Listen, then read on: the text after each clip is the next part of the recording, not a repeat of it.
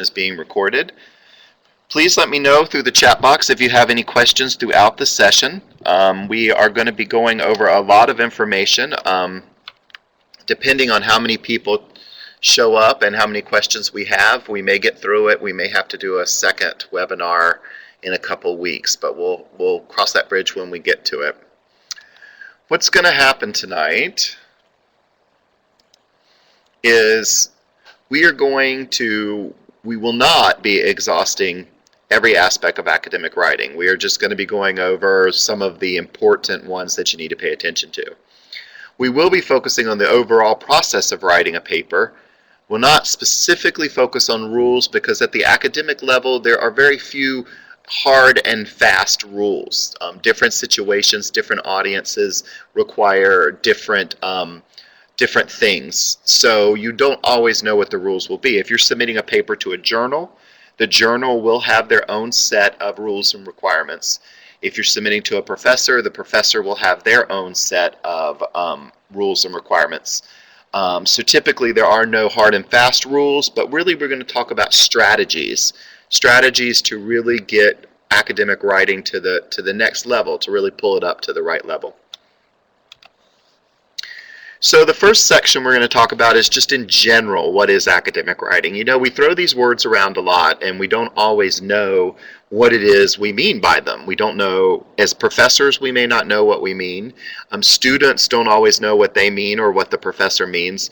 So oftentimes it can be confusing if we don't all have the same definition. So I'm going to try to kind of make this a little more clear.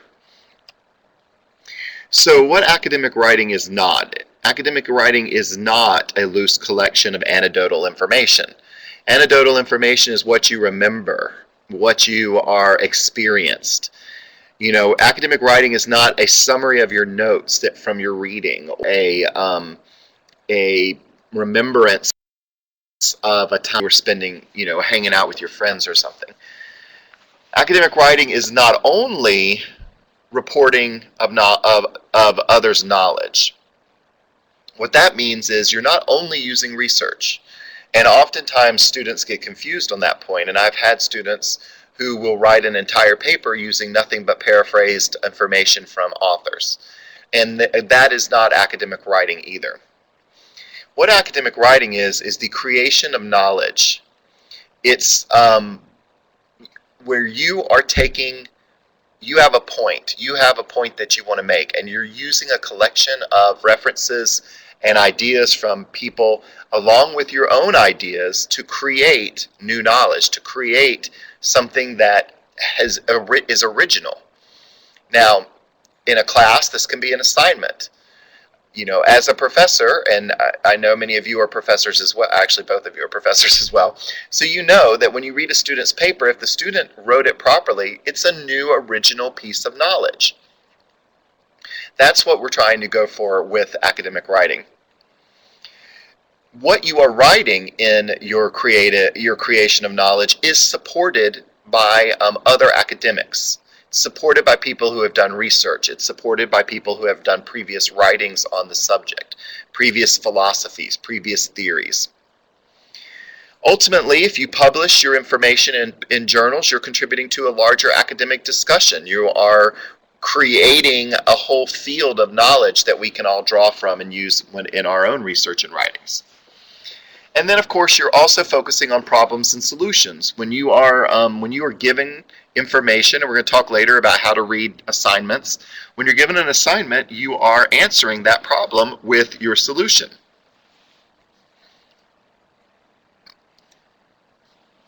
There's a huge difference between formal writing and informal writing. Formal writing has more of a distant language. You're usually most often using third person. You're trying to talk about something as if you were doing a presentation or if you were presenting a product. It's not your personal experience. Informal writing is where you bring in your personal experience. This can be for reflections or other times when your opinion is asked for. But oftentimes it's better with an academic writing to keep that language distant and in third person. Formal writing is exceedingly accurate. You have to mean what you say and say what you mean. There is no making grand statements or using your, trying to persuade people with your own opinions and ideas. You have to be accurate in what you say. If there are 3 participants, you cannot say, I had a bunch of participants. You have to say, I have 3 participants. I read 3 articles, not I read a bunch of articles or a lot of articles. Informal writing is imprecise. Formal writing has formal structure and vocabulary. It's tentative, and this is the thing that a lot of students get confused on. Formal writing is not assertive. You're not asserting something. You're not saying, I know that this is true. You're being tentative. This could possibly be true. It has been suggested that. Other authors have discussed the idea that this, blah, blah, blah. You're not saying, this is true. This is true. Because ultimately in academia, we don't believe in the capital T truth. A capital T truth is a truth that is true no matter what. It is a law of nature kind of thing. Scientists believe in capital T truths. They call them laws. Actually, they call them laws. If a theory has been verified by enough people, it becomes a law.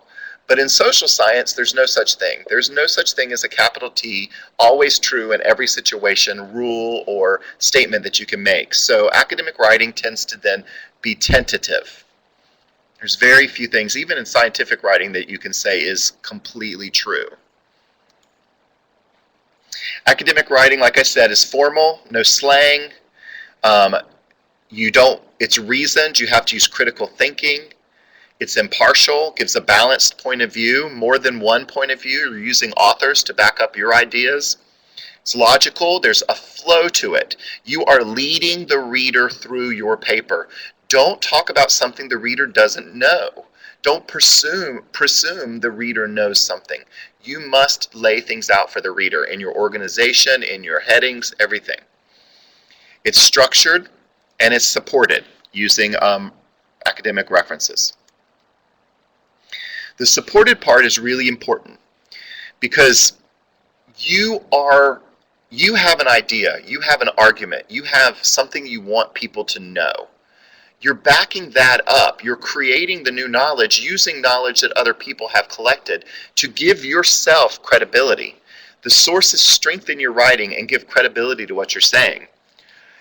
It also shows that you have taken research and applied it to your idea, and that you synthesize that research together to create a new thing. And we're going to go over Bloom's taxonomy in just a minute. And then you are also participating in an intellectual conversation with your discipline. Imagine, so you are quoting from an author like Cresswell. Well, I've met Cresswell. I've seen Cresswell in person. So if Cresswell was to go online and read my paper, he better dang well think I said something interesting. Because why am I using him if I'm not using him to advance knowledge, if I'm not having a conversation with him?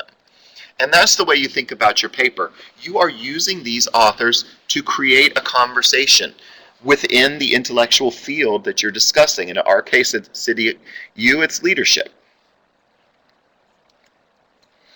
So there's some steps in the academic writing process, and it is a process. It's not something you can do sitting at your desk right before the assignment is due. If you do that, you're probably not going to get a good grade. In order to really do academic writing properly, you have to go through the whole entire process. And the first part of that process, and many students skip this part, is reading the directions, analyzing the question, trying to figure out what it is you are going to say. What is really wanted from your assignment? If you're doing a dissertation, what is the questions you want to answer from your research? If you are working on a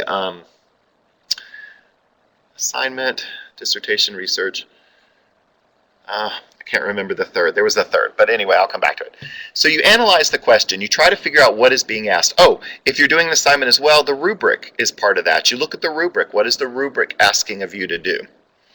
Then you brainstorm some ideas. How are you going to answer the question? How are you going to answer your research questions? Brainstorm how that might work. Then you develop a thesis and an outline. Now, I'm not an outliner. I'm a linear writer. I start from the beginning and I write the entire paper. However, I still need a strong thesis, and I still need to think about how I'm going to organize the paper. So I do, in my mind, have an outline. I just don't typically write it out. But the most important is the thesis, which is why I always start with the thesis and then work my way down the paper, because the thesis is your guide.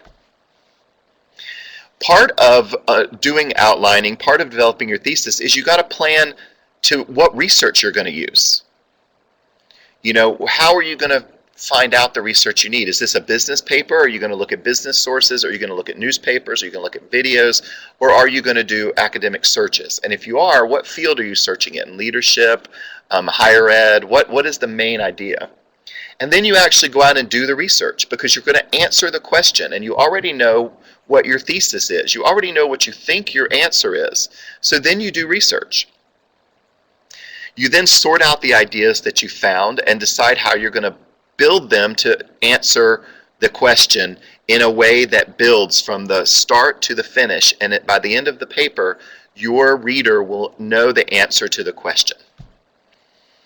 Write a draft, and draft writing is really just that. Write a draft. Get something out on paper.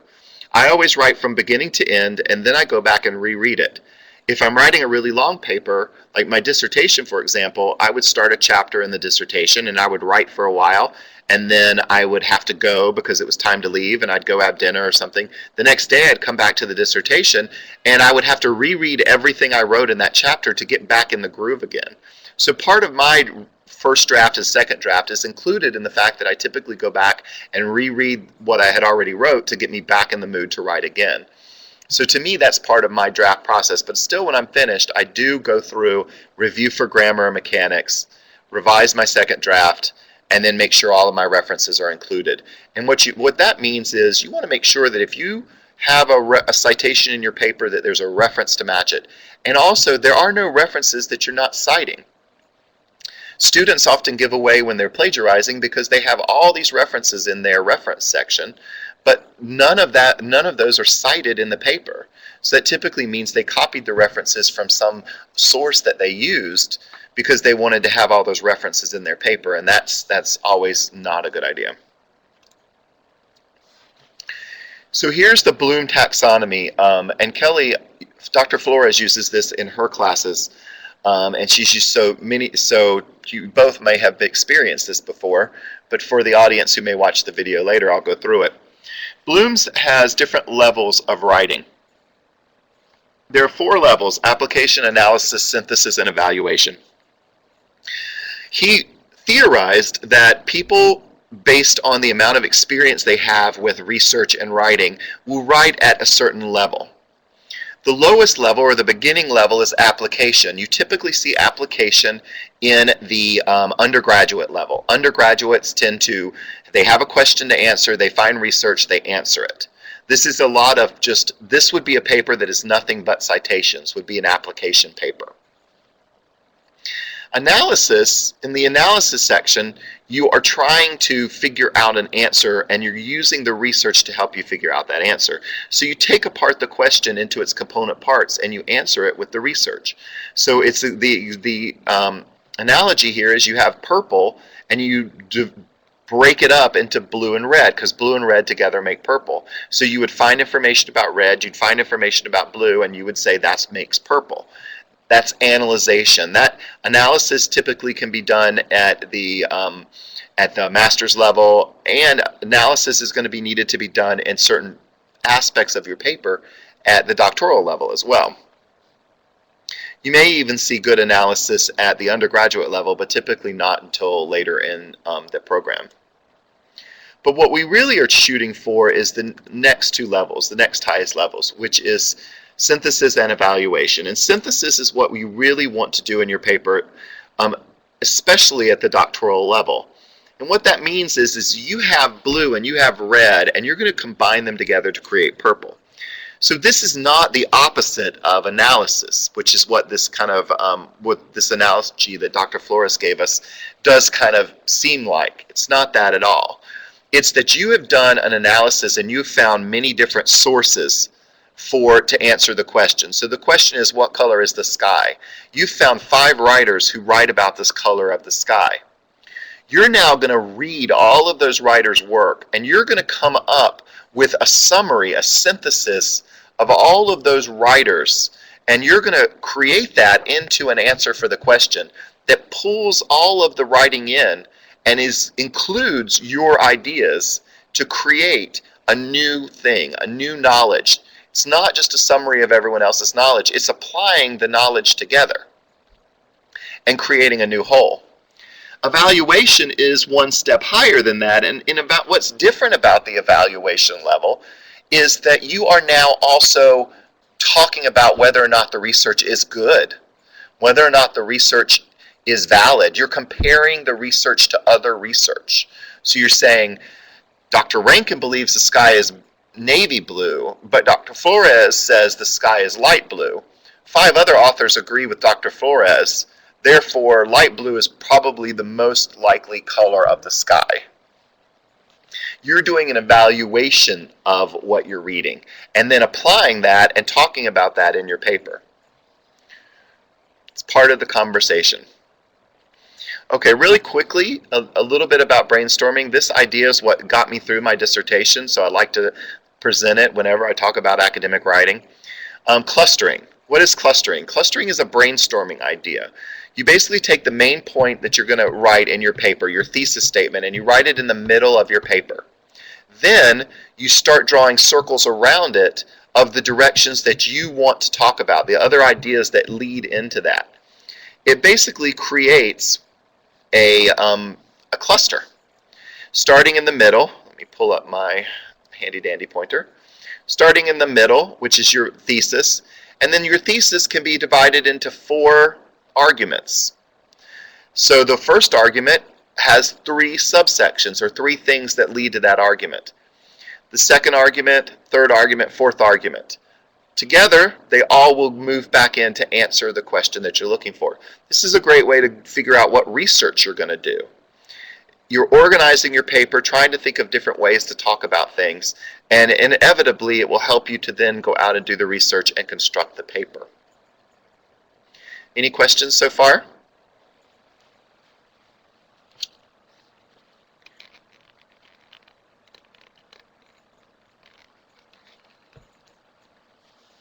Great. I'm moving through this quickly, and for those of you watching who will be watching at home later, you can email me if questions come up as you're going through the material. Okay, research, really quickly. This is part of the idea of evaluation. So if you're looking at these 2 pictures, these were both images about Japanese concentration camps during World War II. The first one was a photo by Ansel Adams. The second one was a cartoon by Dr. Seuss. He was an editorial cartoonist for a very long time. You can look at the differences between the 2 images. Figuring out the differences and why there are differences is evaluation. You're evaluating this, just like you would compare 2 articles together and figure out the differences. Looking then at that evaluation as it would look like, you have 2 contrasting texts, 2 contrasting things that you're looking at. The Ansel Adams picture is a photograph. It's designed to create sympathy. It documents history. It's an actual picture of a moment in history. It's subtle. You don't see a lot in the picture. You just see children behind barbed wire. It is definitely politically motivated. It captures the humanity in this image. It shows suffering, emphasizes helplessness, and is focused on the individuals involved. Whereas the Dr. Seuss cartoon is a cartoon, it's designed to stir up animosity. He's being controversial here. It's a propaganda picture. It's extremely exaggerated. You know, it's not reality at all. They didn't hand out explosives to Japanese people in California. This is not something that actually happened. It's exaggerated. It too is politically motivated, so you can see the differences here. It uses stereotypes. It makes the characters look happy instead of showing suffering. It emphasizes danger and is focused on the larger view. So now if you go back and look at the two pictures, you can begin to see how you could compare things together to do your evaluation. This is doing an evaluation. And looking at an academic article is the same kind of process, except it's just words. But you're still trying to compare the tone, the research, the kind of research that was done, their conclusions, what are their biases, what was the point they were trying to make, what argument were they trying to answer. You know, I could talk about the sky being blue, Dr. Flores could talk about the sky being blue, but maybe we were answering different questions. Maybe I was trying to answer the question of oxygen absorption, and Dr. Flores was trying to answer the question of what color should you paint a bedroom. You know, you need to understand these things, and you need to be able to look at what it is the article was doing and how it was being done. That's part of the evaluation process.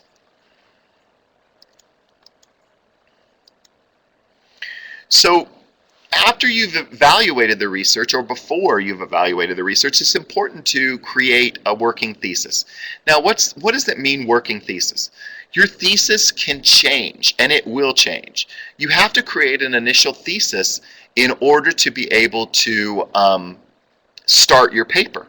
That's the first thing you do. But as you do research, your thesis is going to change. There will be new things that you will find in the research that will evolve your opinion. And your thesis may have to be rewritten in order to cover what you want to say in the paper. It comes at the end of the introduction section.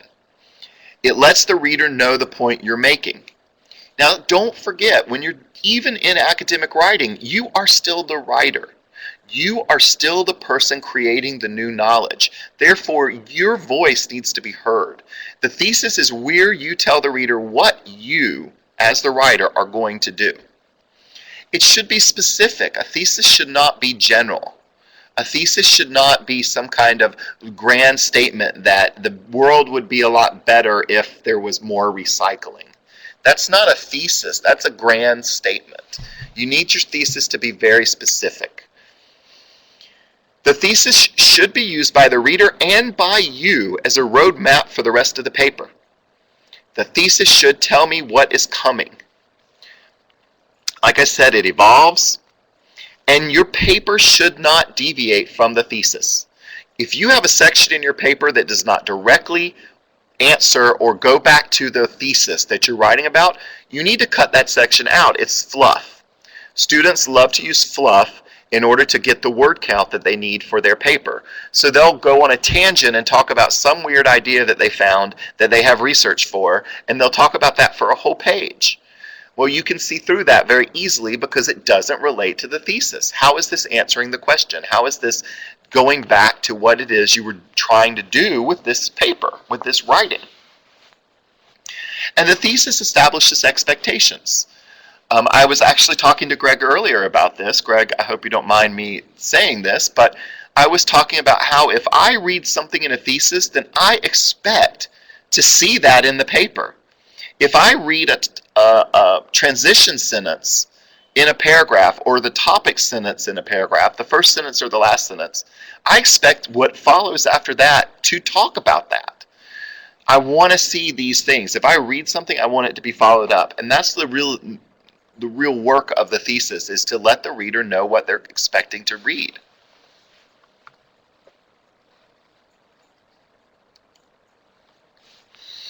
So here's an example of a thesis from the Dr. Seuss cartoons we looked at.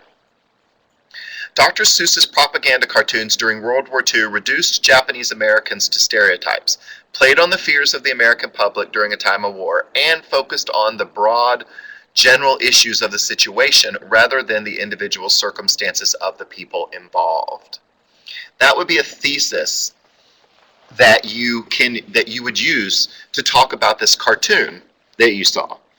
Now, if I read this thesis, I would be expecting to hear about the stereotypes, how this played on fears.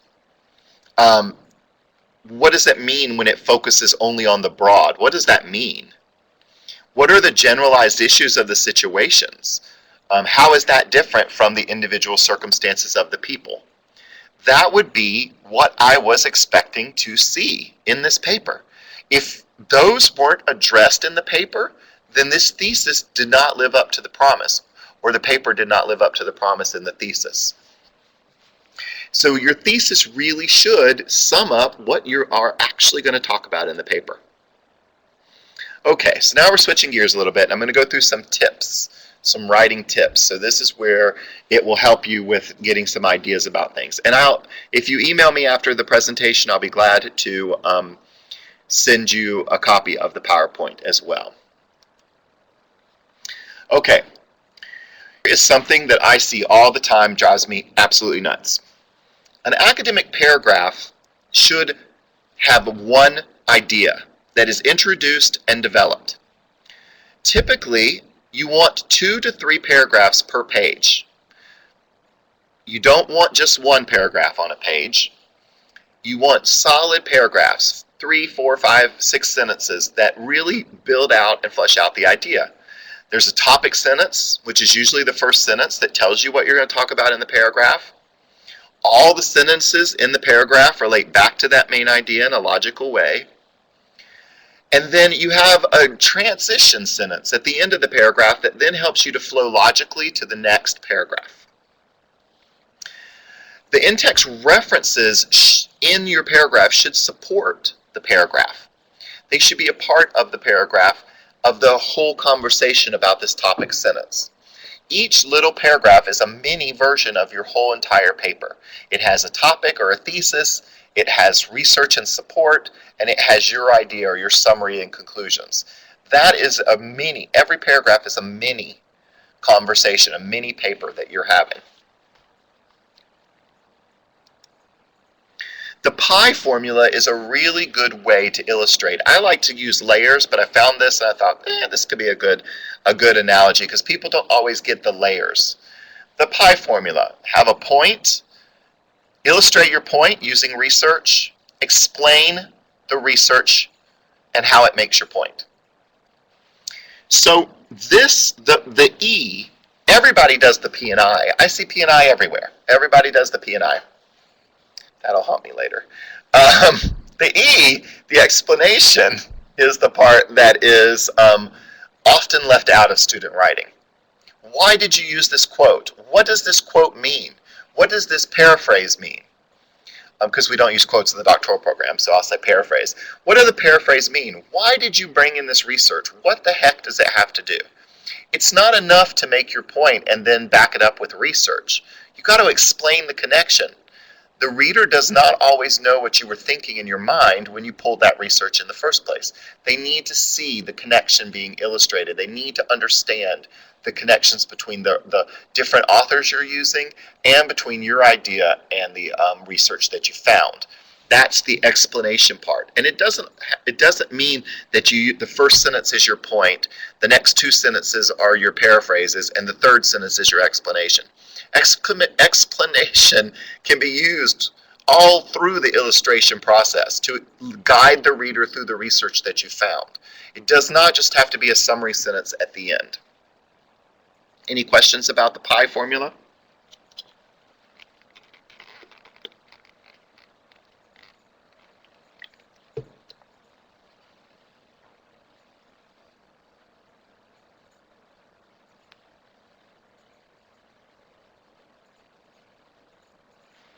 Great, great.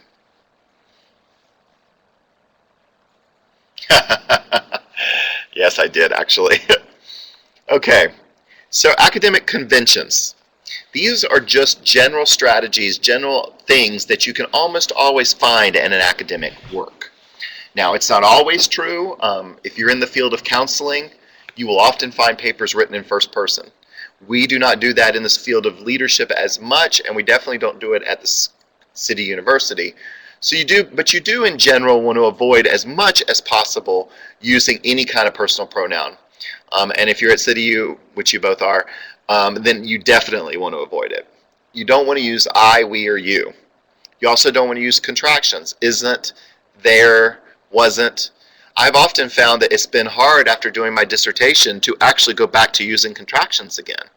I often write out cannot. Like I write out cannot, and that's the one word that surprises me every time I write it, because I don't know why I don't use can't. But because of the dissertation, because of the academic writing, I've gotten out of that typical contraction. Avoid slang. Avoid using personal tones. Definitely, like the plague, avoid vague ideas. And of course, avoid plagiarism. You really need to be specific in your work when it's academic writing. Concise and specific. You got to say what you mean. You cannot exaggerate or use grand ideas. We'll talk about that still. It's upcoming. Academic conventions, things to do.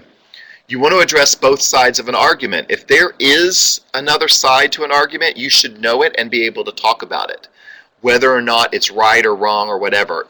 You want to be as unbiased as possible in your presentation. So that's why we often warn students, when you're doing a dissertation, don't do something that's very personal to you, because it will be very hard for you to look at both sides. You'll be too stuck on your side of it or your experience of it, and it'll be hard for you to bring in the other side. Always cite your sources, use a formal tone. It is okay to take a stand. Your paper is your stand. You do have an opinion. You do have an idea, and that's what you're trying to prove with your research. If there's an argument, you have to believe one side or the other is right, or otherwise you wouldn't be really wanting to talk about it in your paper. So you want to show what you do believe is right and support that with the research. Now, you still need to address both sides of the argument, and you still need to try to be unbiased. However, if the overwhelming research is pointing to one thing, or if your interpretation of the research points to one thing, if you're making a recommendation, then you have the research to back it up. You've presented other ideas and shown that those don't work. That is how you pull this stuff together. And you got to give yourself time to develop a paper, because often, so like what happens when you're doing a large research paper is you get lost in the research.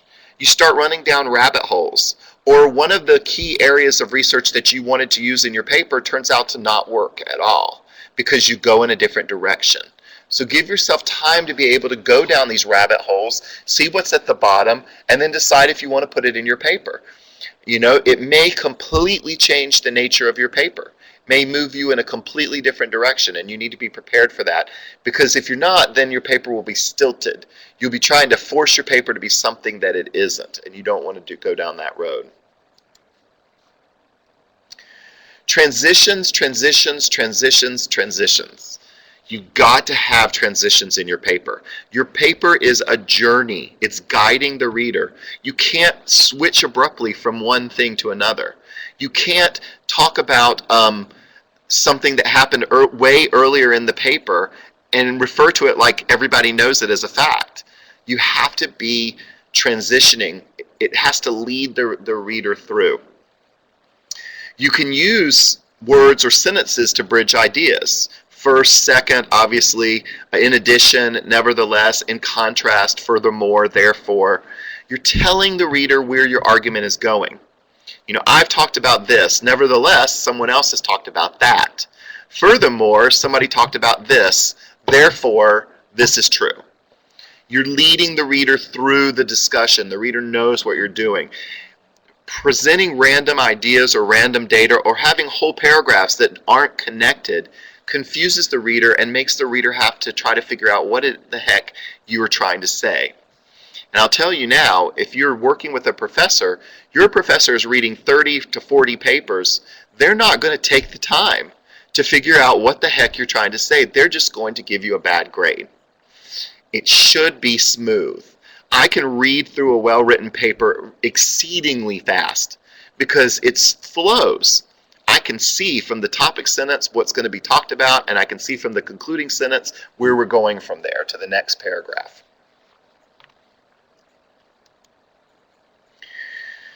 One of the most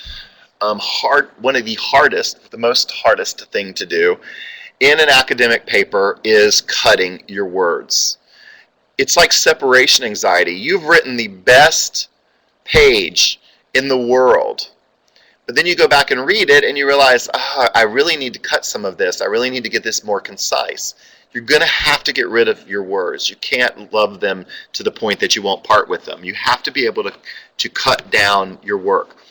It is never a good idea if the professor asks for a 10-page paper to turn in a 20-page paper. What you're telling the professor is, I cannot be concise. In order to answer this question, I have to do double the work that is expected for me to do on this paper. And you don't notice it until you really get a chance to compare your work to others. You will have written a 20-page paper, but then you see an A paper from the class, it's 10 pages or even 8 pages, and it is amazing. It said everything your paper did, but in a better way. And that's where you see the importance of saying things concisely and clearly to make your point and follow the validity of your argument. There's no extra stuff on the side, there's no extra words. So let's talk about those extra words. Okay, so many of us learned in elementary school, I happen to also have learned it in my bachelor's program where I was a creative writing major, that adding extra words makes your paper more fancy. If I can add in fancy ways of saying things, if I can add in super fancy words, I will have a very well written academic paper. That is the absolute opposite of the truth. You want to try to say things with as little words as you possibly can. So all three of the is just the three. Fewer in number, just fewer. Give rise to, causes, cause. In all cases, always. In a position to, can. In close proximity to, near. In order to, just to. I can right now go to any student's paper and probably find in order to 100 times. People want to use the bigger way of saying something, and it's not the right way to do it. You want to get things down as small as you can. Here's some more examples. In spite of the fact, you can just say although. In the event that, you can just say if. I mean, isn't if what you would say if you were talking to a friend? Don't be afraid of that in academic research. You don't have to be fancy. New innovations are just innovations. Innovations means new. So it's something innovative, it's new. It's not, you don't have old innovations unless you're, of course, talking about innovations from the past. One and the same is just the same. A period of 4 days is just 4 days. Personal opinion is just opinion, and shorter and longer in length. Shorter and longer are words for length. You don't have to actually add length to the word. It already means length. A personal opinion is the same thing as an opinion. How do you have a non-personal opinion? Opinions are in and of themselves personal. It's also important to remove not. There's certain words that should be keywords. Not is one of those. That is one of the keywords that you can almost always remove from your writing because you're not writing conversationally that you would use those kind of things. Not honest, obviously, is dishonest. Not important, you can use the word trifling. Does not have means lacks. Does not remember mean they forgot. Does not pay attention to means it was ignored. Lack of confidence is distrusted, and not succeeding is failure. You don't have to do the negative positive. Just use the negative word without the negative positive. Another thing that I am very guilty of, and a lot of people are, that have to be watched out for, is the to be verb. There are typically adds a lot of extra weight. Any of the forms of to be typically are adding extra weight and probably throwing your sentence into passive voice. There are many students who like writing. That sounds great. If I was writing a book, that's the way I would say it. But in an academic paper, many students like writing. I mean, even if you say it out loud, it obviously says the same thing, but it sounds awkward. But an academic paper is not meant to be something read out loud that you are presenting in a conversation. It is a concise, clear way of saying information. It's the academic way. So many students like writing. Clear, it's concise, says what you're trying to say. And that's the important thing. Sorry for the very wordy slide, by the way. is you want to be as concise as possible, and you want to stay away from things that add to your work that are obviously not supported. And part of that is, hold on just a second, let me check something. Okay, part of that is weasel words. And weasel words are what I also could refer to as grand statements. And they're word or phrases inserted into a paragraph or a sentence to persuade someone other than by using research that something is true.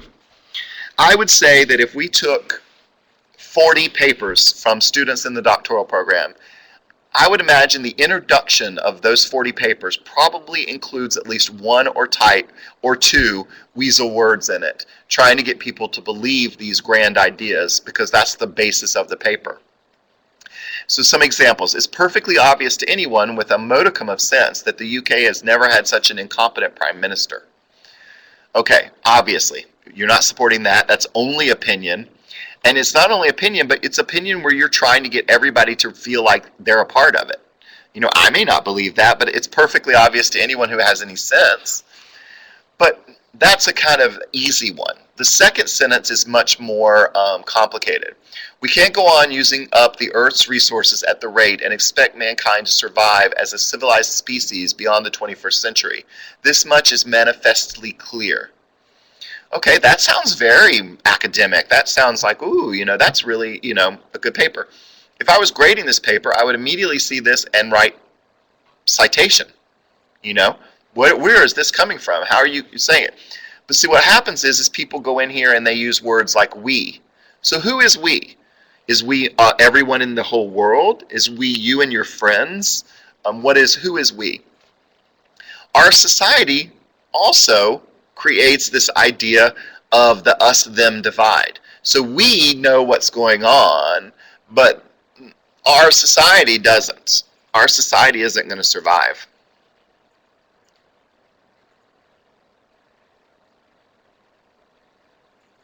I don't see our society in that sentence. I don't know where that came from. Hold on, we can't using up resources to expect mankind. So instead of it's mankind, not our society, but mankind.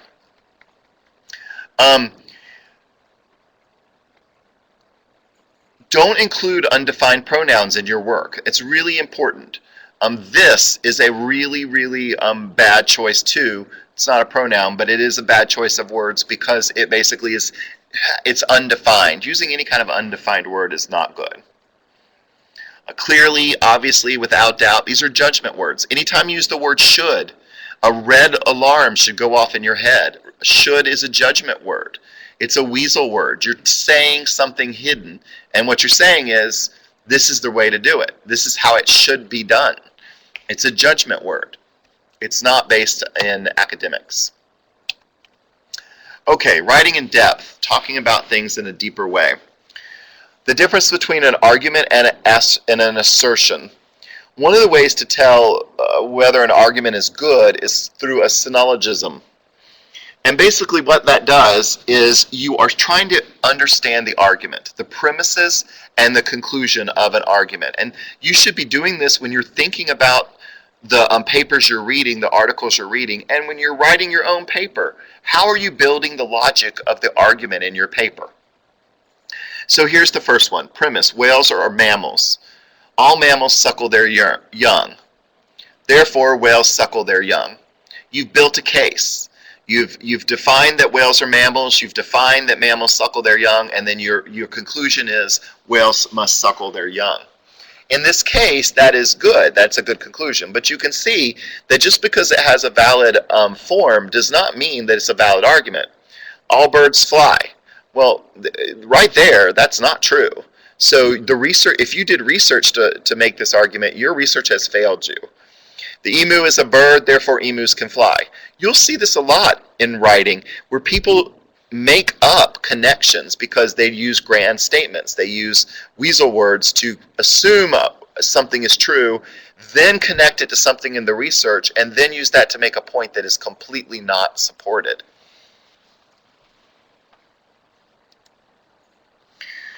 I sent this, this is another adaptation of what I sent in the newsletter. The idea here basically is there's a difference between an assertion, a supported statement, and an argument. You should never ever use an assertion in your work. An assertion is something you're saying that is unsupported by research. The only way you can use an assertion is if you are asserting something that is your idea. And you don't really want to do that because you want to weave your ideas in by connecting research together to make your point. And you can kind of see that in the argument and supported statement.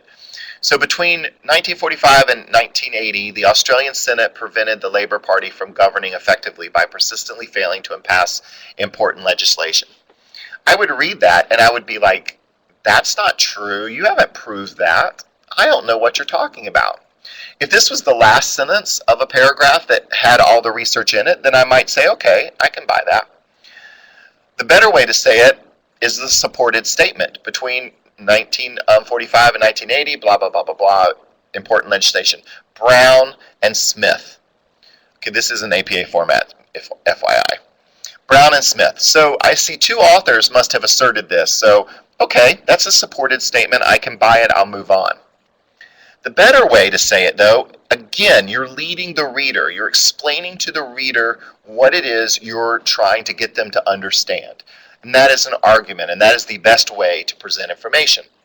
So between 1945 and 1980, the Labour Party persistently failed to back legislation. For instance, in 1974, the Senate blocked 80 pieces of important legislation, Smith 23. Brown's analysis of Senate voting between blah, blah, blah, blocked blah, blah, blah, blah, blah. And Brown should actually have a year after that. So this is an APA, which is why I rewrote it for the newsletter. If you look at the newsletter, you'll see a better example of this. But the main idea that's being presented here is the first sentence of this argument is an assertion because it's not supported by data. But immediately after the assertion, you're seeing support that explains why you asserted that. That is acceptable. It's not acceptable to just say the assertion and move on with your points. Anytime you assert something, anytime you say anything, it's got to be supported by research, either using the supported statement that you see above or using the argument where you actually can assert something and then prove it with the research. This is the more effective way to do academic writing. Opinions. Opinions are not arguments. They are statements of belief. They are unsupported. Pride and Prejudice is a great piece of literature. Well, maybe it is. I don't know. Can you prove that? Do you have research that shows that it's a great piece of literature?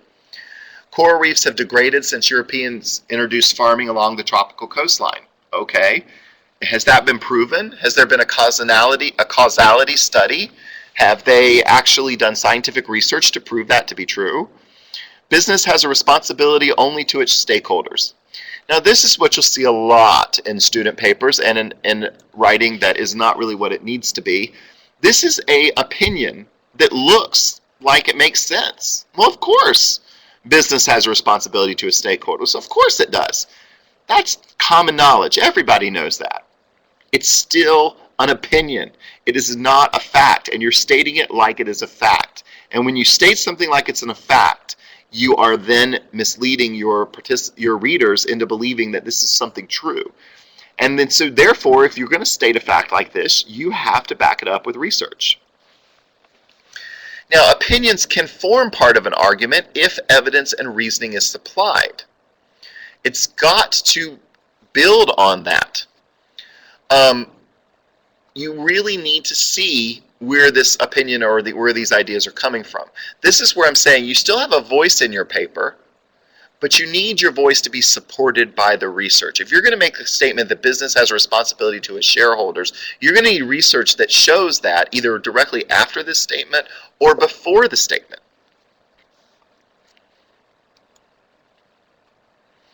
What is a good argument? Good argument has reasons adequate to support the conclusions. A good argument has hidden, there isn't any, let me reread these the way they're supposed to be. They're questions that you can ask yourself of whether or not this would be a good argument. So are the reasons adequate to support the conclusion? Okay. Are there hidden assumptions? Are any of the central words ambiguous or slanted to incite prejudice? This is where you're doing an evaluation. This is when you are really getting to the highest level of Bloom taxonomy. Are there fallacies in the reasoning? Is it an untrue argument? Is any important information left out? Is like one of the key statements that's the thesis that started this paragraph, or the topic sentence, said something and they never talk about it in the paragraph. That is the number one sin of a student's paper in academic writing, is they introduce an idea but then don't explain it or talk about it. And the reader is left at the end of the paragraph or the end of the page thinking, didn't they say they were something was really important, and now I haven't even seen it or heard about it in the whole page? And then, is any information false, contradictory, irrelevant, or irreconcilable? Obviously, this kind of stuff is going to be fairly clear that something is not true, that it's wrong. From other research that it's wrong. That's when you'll bring in the other research to point that out. In a dissertation, in a literature review for a dissertation, you will be comparing literature together and making an argument that one set of literature is superior to the other, or the same as the other, or the opposite of the other, and then you have to say why the opposite is the one that you're choosing to go with. That is going to be an important part of a literature review. You're going to do a lot of that. And so these are the kind of things, these 6 questions are the kind of things that you can look for. If you've decided that someone's argument or someone's research is not proper and you want to refute it in your paper, you want to go against it, the first thing you need to do is to summarize the argument. You want to establish clearly what the premise of the argument was and what the conclusion was. You then want to look to see if the premises do actually support the conclusion. Did they actually make a logical argument in the discussion? And then you need to explain why the premises really don't support the conclusion using your research. So if we go back to the example of flightless birds, you could easily pull up an article that shows that not all birds fly. You could give an example. Penguins are a bird. Penguins don't fly, therefore all birds don't fly. You can use the premise conclusion argument against why this person's writing is not supported. Okay, now this is a big one that you have to be very careful of in your writing, because you are ultimately a biased writer. And I don't mean you personally, the two of you. I mean all writers are ultimately biased writers. And we have assumptions that we're making, and we sometimes try to sneak those in to our writing in a way that makes it sound like it's a valid argument, but we really haven't shown that. We really haven't proven that with the research. So here's an example. Ronald Reagan's response when he heard that 12 million Americans, his response when there were 12 million Americans unemployed was, if you women would stay at home, maybe we could solve America's unemployment problems. So this is a statement. It's obviously an opinion, but there's a lot of hidden assumptions in here that are more than just what's being said. The assumptions, all women would have a man to support them. So, if there's somebody at home for every woman in the world. Women are taking jobs away from men, so the problem of unemployment is because women are taking the jobs. Women do not really need jobs since they can stay at home. Men want and will take women's jobs and pay. And work for all women is a kind of indulgence allowed by their men. All of these things were assumptions. These are the ways you can tear apart someone's poor writing or poor argument, because they've made all of these assumptions that none of them are supported. If your professor tells you this was not supported, a citation is needed here, usually they're probably reacting to some kind of hidden assumption that you're assuming the readers know, and they don't know it. You've got to lead your reader through a logical argument before you make any kind of statements, even something like this that would really be an opinion. Okay, so 2 of the things that people often get wrong when they're doing these assumptions or when they're doing their writing is an implied conclusion or an implied premise. So the problem here is the author has not presented the full argument, so the reader has to guess at what the author means. I see this a lot when I'm grading papers, is people are just making statements and then never backing them up, and so I'm just kind of say, well, why did you bring that research into this? Why did you make that statement? Why is this this model that you're using, why are you using it? What is the reason? So an implied conclusion is something like, all that glitters is gold, and this nugget glitters. The conclusion here is the nugget is gold. That's the implied conclusion, but it's never said. You can't assume a reader is going to follow your logic, and so therefore leave out the actual answer. Remember, academic writing is precise.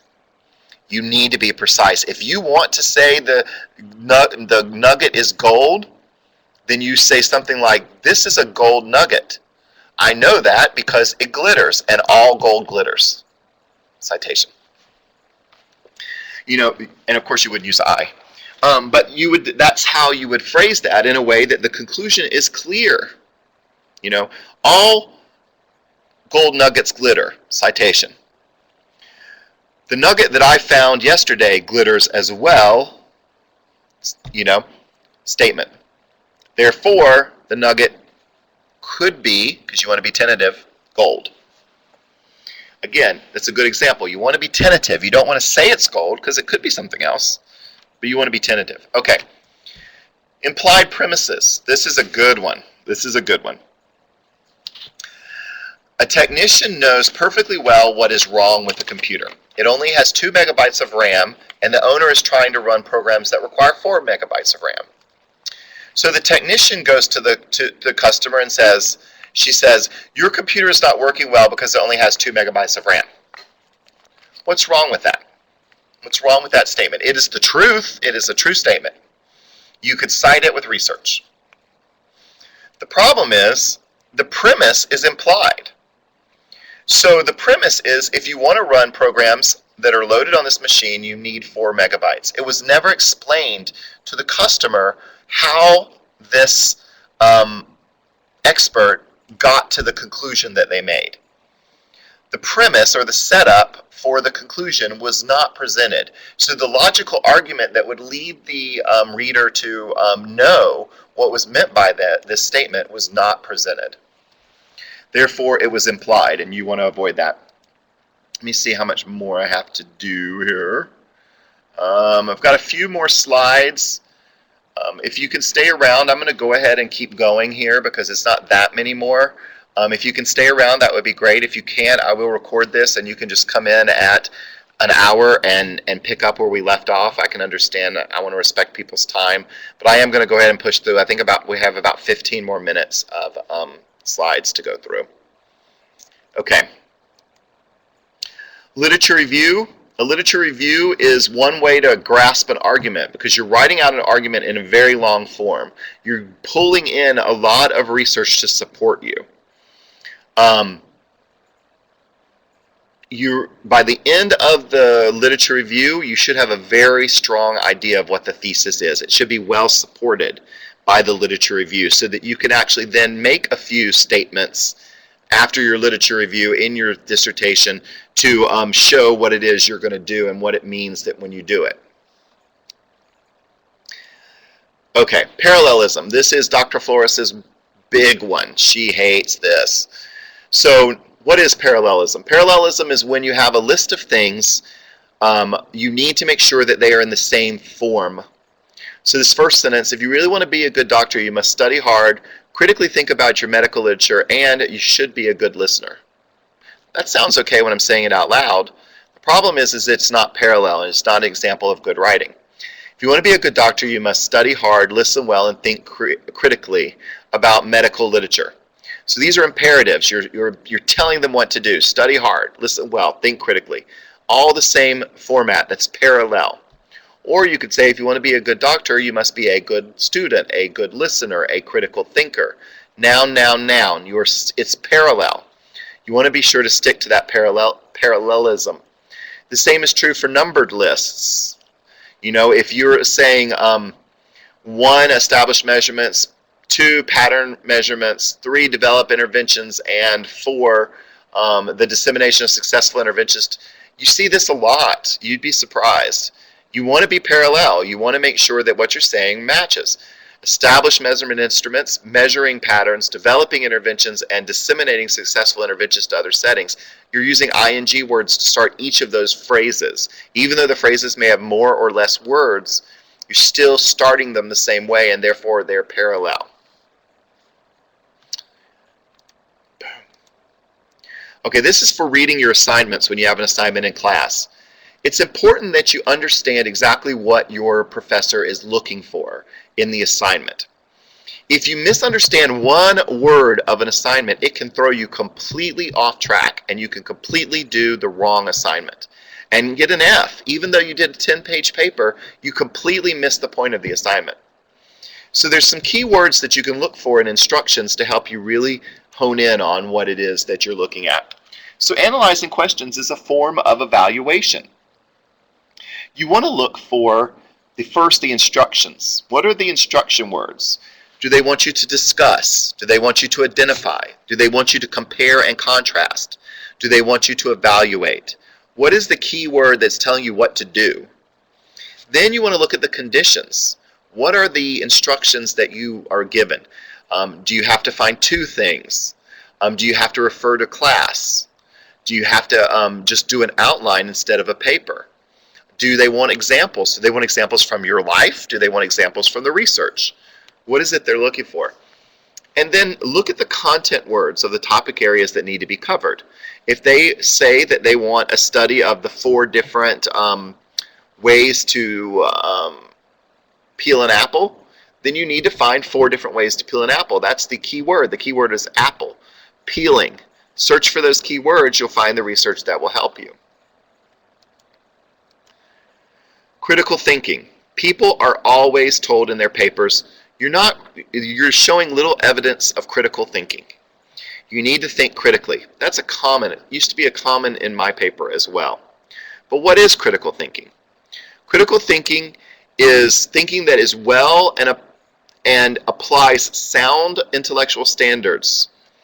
It could be self-evaluation. It could be the evaluation of research. It's thinking about your thinking and being sure that you're not jumping to conclusions. It's thinking critically. Don't jump to conclusions. It needs to be logical. It needs to be sound. It needs to be well supported. You need to be looking at why you said the things you said. Is that argument supported in the paper? Not in your mind. In the paper. Is the argument supported in the paper? Critical thinking involves an assessment of the relationship between research and the evidence. Is the questioning taken for granted, the assumptions? So are the questions being asked actually just really basically pointing the person to the solution? You have to be open and look at new ideas with appropriate skepticism. Even if you're reading research from an academic journal, it could be wrong, it could be bad, it could not fit your point. And then exercise judgment in order to interpret and evaluate arguments and evidence. So what arguments are you bringing in? You know, I read a student's paper the other day, and this was for my undergraduates, and they directly quoted 3 words that said something like, evaluation is good. Quote, Cresswell, blah, blah, blah, blah, blah. And I was like, why would you even have quoted 3 words? And that is kind of the way you have to look at why you're bringing the research in. Why did you bring this research in? What is this research doing for your argument? Why is it here? Are you just trying to find sources so you're stringing together a whole bunch of similar statements? It really needs to be important and really help to make your point before you add it in. So here's some good questions to figure out if you are being critical. You can look at your work and you can say, what is really important here? How does it relate to what I have already, what I know already? What standpoint does the writer have in the research that I'm reading? What is their point? What is their argument? What are they trying to say? Is there any weaknesses in their argument? What are other opinions there are on this topic? Like, are you getting enough information in here? And do you agree or disagree with the writer? This is ways to critically look at the work you're reading and critically look at your own work to figure out if it meets the standards of being a critical thinker. You should not accept what you read. Don't simply make assertions.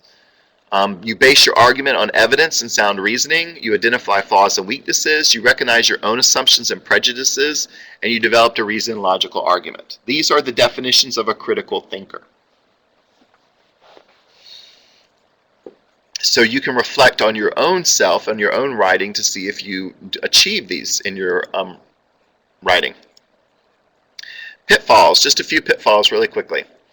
Avoid addressing the reader directly using questions. Does this mean that some strategies are better than others? Question mark. That is not something that's done in academic research. Don't make generalizations. Oh my God, don't make generalizations and grand statements. Everyone agrees that cold calling does not produce results. It may be true, but it's not supported with evidence, so you can't say it. Don't say anything that you can't support with your research. So you could say something like, according to the Mori report, 2000, cold calling does not produce results. That is a supported statement. You're not making a grand statement that everyone in the world agrees. You're saying one person agrees. And that is good. That's good. You're supporting your ideas. Stay away from overly long sentences. This is the other thing I see. This is not academic writing. Your job is not to write a one-page sentence. Your job is to be clear and concise. Concise means short sentences. So home care has been expanding, blah, blah, blah, blah, blah, blah, blah, blah, blah, blah, performed within a hospital environment. That's bad. That's a giant sentence. You can break that up easily. Home care has expanded tremendously over the past few years, period. This increase is partly due to recent technological advances that now make more and more assessments home, blah, blah, blah, blah, blah. You divide it into two sentences. It makes it more readable. It makes the point more. It supports your argument. Wordiness. This is a great example. I'm glad we got to this. I'm glad you hung in there. This is an amazing example. When you are reading your paper and you're looking at a section and you're thinking to yourself, this sounds really flowery. I should cut some things. Really look at, do this in the sentence have to be there? Because there are tons of words that you can remove. So you may often find that there are a number of words contained in your writing that can be safely eliminated without any kind of danger to your meaning whatsoever. Okay? Actually, that sentence really just needs to say, you may find words that can be eliminated without any danger to your meaning. That's academic. That second sentence, the bold words, that's academic writing. The first sentence is creative writing. If you want to see a perfect example of the difference between the two, that is the difference between the two. The second example is academic writing. It says exactly what you mean specifically and clearly. The first one is creative writing or informal writing. It's flowery. It has extra words in it. It goes on and on about a point instead of getting right to the point. So that is a really good example. Wordiness. Be careful not to use redundant phrases. You know, alternative choices, alternatives, actual experience, experience. We saw this earlier. Avoid starting sentences with linking words. But, and, or, yet, still. Don't use linking words in the beginning of a sentence, if possible. Now, this one is a big one, and I'm sad we don't have more time to discuss it because I know that people do it a lot. But I've said it before, and I think that people will understand it. Don't misrepresent your author's ideas to the reader. You need to be clear when the author is talking and when the research is talking. So the room was painted blue because the sky is blue. That is a lie. Rankin actually said the sky is blue. He did not say that anything about a room. He wasn't talking about rooms. He was talking about the sky. So the actual correct way is to say Rankin said the sky is blue. The room was painted blue to look like the sky. That is a correct representation. I know what I'm saying. I know what the author said. It's very clear. If it's not clear when you read a paragraph who's talking, whose voice are we listening to, an author's voice or your voice, then you have made an error. You're not being precise. You've got to be precise. You have to be specific. You have to be clear. Those are the things you really want to take away. Referencing, we already know. I'm not going to go through this. My references, that's it. Now, any final questions, minutes? But no, really, if you have any questions, we can talk about it. You can send me emails. I'll be glad. Let me put up my email address. Please email me if you would like a copy of this presentation. This includes the people reading it from home. Please email me for a copy of this that you might have. I'm going to turn off the recording now and answer anyone's questions that come up.